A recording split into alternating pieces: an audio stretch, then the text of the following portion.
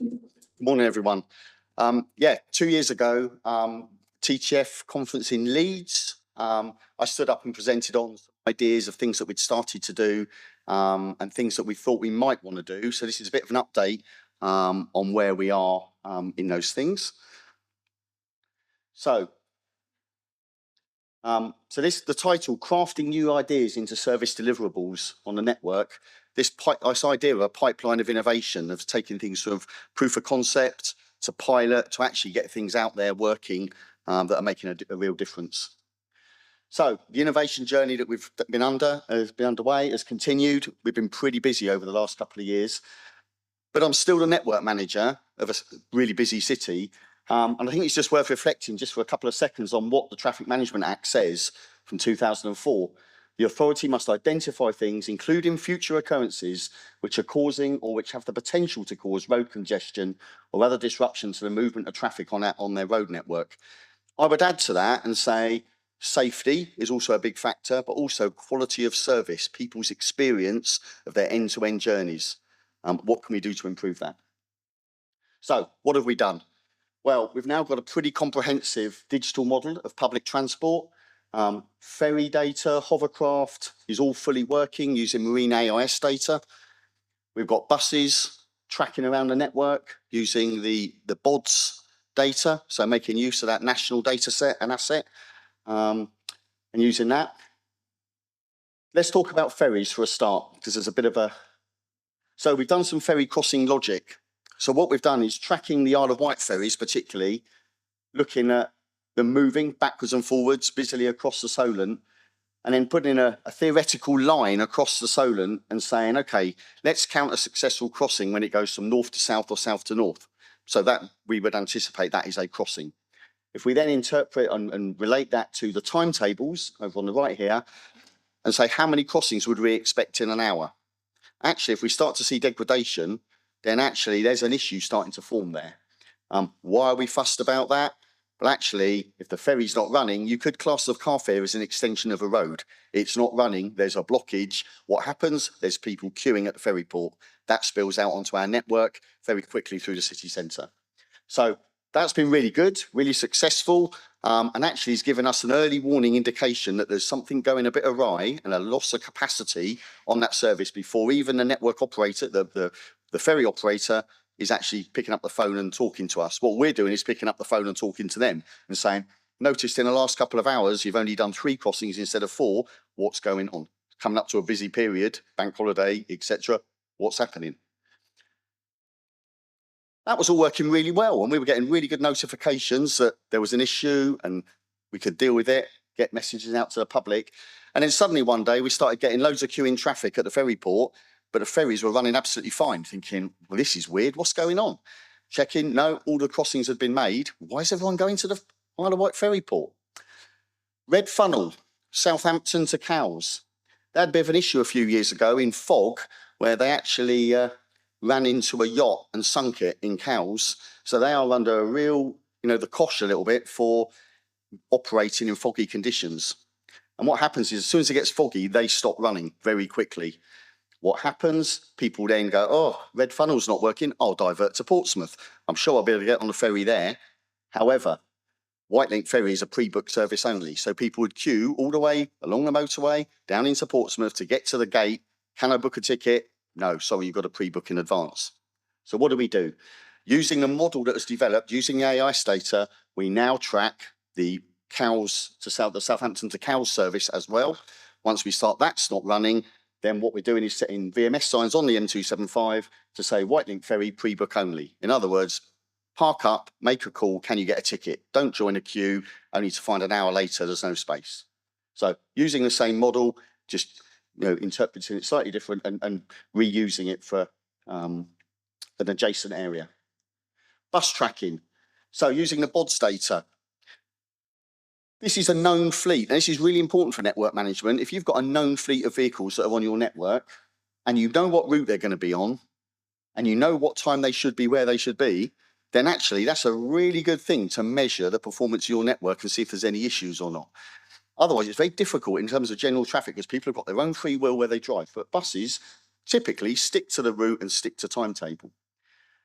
What we've started to do with this by tracking these is start to look at pinch point monitoring at certain locations that are really key to the bus network. So here we've got a bus corridor that's single carriageway. Any issue on that carriage, on that link, causes buses to then not be able to get through. So what we do is we track the buses through there, and if their dwell time in that corridor is too long, or there's no buses going through there for a certain period of time, we generate some alerts. Now that could be someone's dumped a car overnight and burnt it out. Well, that's a bit of a problem when the first bus can't get through. Someone needs to go and deal with that. It could be a bus has broken down. So you could see multiple buses piling up behind it. You could see a bus sending too long in there because it's broken down, or you could see no buses at all, all of which are things that are going outside of normal tolerance. Generate an alert.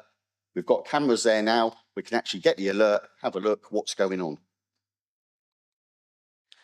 Another thing we're doing is bus stop announcements. So under the BSIP, the Bus Service Improvement Programme money that we were awarded, one of the sub-projects was looking at bus stops and passengers standing at the bus stop and the bus coming round the corner, them not seeing the buses coming, so not putting the hand out, the bus whizzing straight by. And there was a proposal to spend nearly £1 million moving bus stops, like the one you can see in the picture there, where people couldn't see. Now that's a real problem because round the corner, you've got a crossing, you've got zigzags, you've got disabled bays, really difficult to move an existing bus stop that's been there years. I sat in this meeting and thought, there must be another way to solve this. What if we announced 30 seconds before the bus arrived that the number 8 bus was about to arrive? Well, people could then get up, pick up their shopping bags, pick up their school bag, be ready to engage with the bus as it came around to put your hand out, drivers more likely to stop. So what we've done is, once again, defined a trigger polygon in advance of the stop. And then what we do is we send a command to hardware on site via MQTT. Acronym of the day is the Message Queuing Telemetry Transport. So, which is a really lightweight method of sending data and commands through the internet with really low latency. That sends a command to hardware at the bus stop, which can then play a message. We're now currently working with our real-time information supplier about how we can embed that technology in the real-time displays and get that actually rolled out on site. We did a demo of that at UTAC. I've been actually out on site with a mobile box demo and like testing it myself. People think I'm nuts standing at a bus stop with a box that's talking to me. So we've also got a digital model of traffic lights, and that's one of our newest things we've been looking at. And what that's taken is real-time data from the controller of all the signal phase states, both traffic and pedestrians, on crossing detection, bus priority requests, and any published faults that the controller's outputting. So how have we done that? Well, what we've done is put a controller I/O board in, connected up to an IoT, an Internet of Things device, and then we transmit to a cloud broker via that MQTT, really ultra lightweight transport mechanism. What we're achieving is sub-second latency via the MQTT transport to a broker, both by 4G and mesh Wi-Fi, which then hops down a network to fixed line internet connections. We're actually rolling it out to all green light fund junctions. Thank you, Darren. And I would say this is going from green light fund into ITMF territory. So we're actually using the department's GLF money and sort of pushing the boundaries a little bit and doing some quite new stuff. The idea is that by the end of this year, we'll probably have 10 to 15 junctions that are fully digital, sub-second, sending all of that detection and phase state. So what does it look like? This is the eye candy. There's all the data behind it, but this is the eye candy. This actually on the GUI is real-time live. So on the left-hand side, we started off nice and simple with a pedestrian crossing, and these change. The colours on the lights change. The little red person over there, when someone puts a demand in, they press the button, you get a little red box around it to show there's a demand in, and it turns then to the green person, the green pedestrian indicator, exactly as it is on site. The little yellow box you see, that's quite interesting because that is the on-crossing detector that typically is used to extend the green time, if necessary, for pedestrians to get them across the road and delay the red. But actually, that's active all the time. And what you actually find is, we can capture that information every time that's activated. And I'll come back onto that in a minute. On the right-hand side here, we've got a junction. This is about to go live in the next couple of weeks. The model's all created in the GUI. We've tested it on the bench. We're now about to deploy that on site. And interestingly, we'll get all of the phase states of all of the arms of the junction. There's an all-round PED phase here. That's nice and easy to do. But the other thing we're going to do here is with this junction is running mover. It also has bus priority active on it. So we'll be seeing those bus priority requests and then how mover deals with we may have done an aggressive hurry call and then how mover mops it up, and we can take all that time in to see how it adapts for that. So what are we doing with the data? Well, firstly, we can alert where there's signal faults, whether that be stuck lights. A number of calls, oh, the lights were stuck. I had to wait ages there. Well, we'll be able to see, was that actually the case? Is there a problem? Some of this stuff you can get through UTC, but actually through this, we've got it much more accessible data to do all sorts of exciting things with. Reduce pedestrian demand. You might think, well, in this last hour, normally, typically, we'd see this amount of pedestrian demands going in. We've only seen half of that. Well, that's odd. Is one of the buttons broken? Maybe we need to send an engineer out to go and have a look. Or, when we've seen this, constant demand, 11 o'clock at night, constant demands going in. What's going on there? Has such student put a matchstick in the button? Is the button broken? Actually, you don't really want to wait till the next day to find that out when people are reporting it.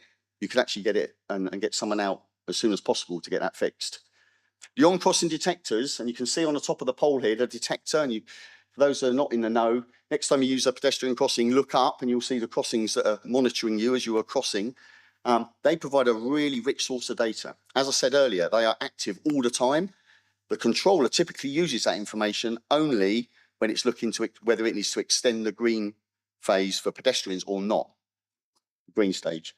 But actually, because it's active all the time and it's picking up objects in that field of view, you can actually capture traffic flow through there as well. So is traffic queuing? Is there no traffic? That could be abnormal. Also, we're using using it for red light violations. So if the signals go to red to traffic and you see a very quick activation of the on-crossing detector, that's almost certainly someone jumping the lights. Or unused pedestrian demands. Have people pressed the button and just walked by? But if you're not seeing anything on the on-crossing detector, well, that's effectively a waste of the demand.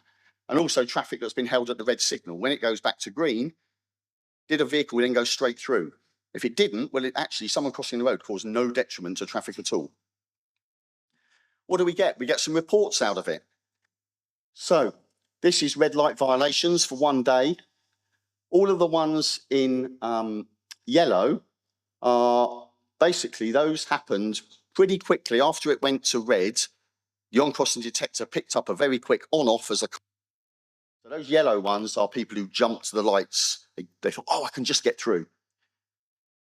The ones in red are 5.6 and 6.2 seconds through the pedestrian stage. Well, there should have been people on the crossing, or likely to have been people on the crossing. They either didn't see the signals, couldn't care less, and just drove straight, for probably were really near miss to pedestrians. The ones in blue are at the end of the pedestrian stage. They're 8.6, 10.6, 16 seconds when a vehicle's gone through. Well, actually, that's probably they've seen the pedestrian walk through. I'm not going to wait for the green. I'll just go through now. I'm clear to go. All of those are violations and an offence. Suddenly we're able to give information to the police and say, look at this, there's some enforcement action needed here. Traffic light data as well. One thing you can do is look at the pedestrian demands, so we can see the number of demands being made for a crossing per hour.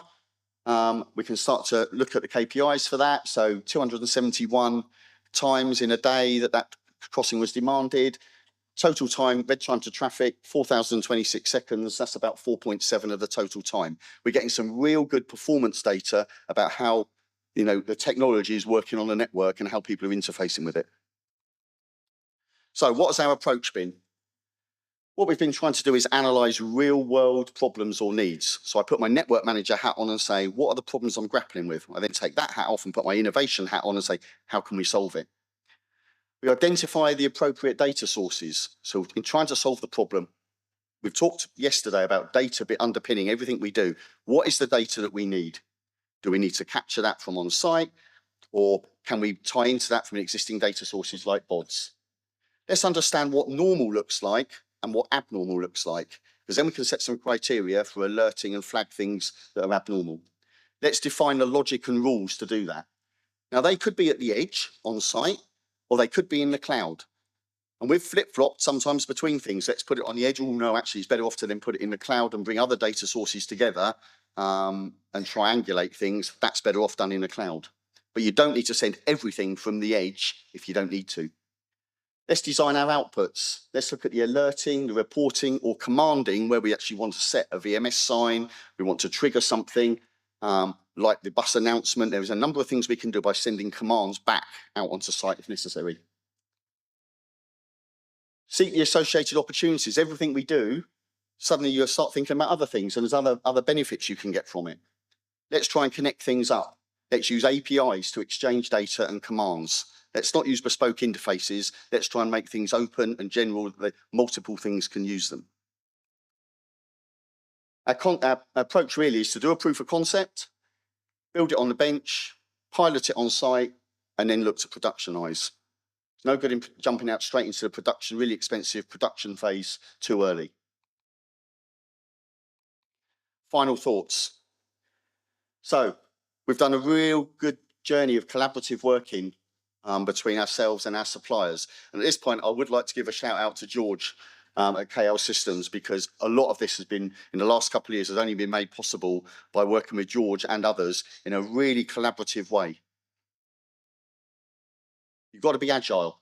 You need some creative thinking, and you've definitely got to solve some problems along the way. So incremental and flexible use of funds. So what we've got is an ongoing effort in this area rather than a single defined project. The problem with a project is it's normally constrained by money and time. So you often discard things very early on that might reap benefits, but you've got to move on to hit that deadline. You know, we don't discard things, we look at them, maybe they could be reused further down the line. The more things we do, the more things we can think of. And then we're keen to have a go at solving them. So a lot of the things that we've done and we're thinking about doing now, I couldn't have thought about 2 years ago, but going on that journey, more things are coming to light that we can do. My call to arms really to everyone is, if we all did something and we all shared our learning, then collectively we all could do so much more. Thank you.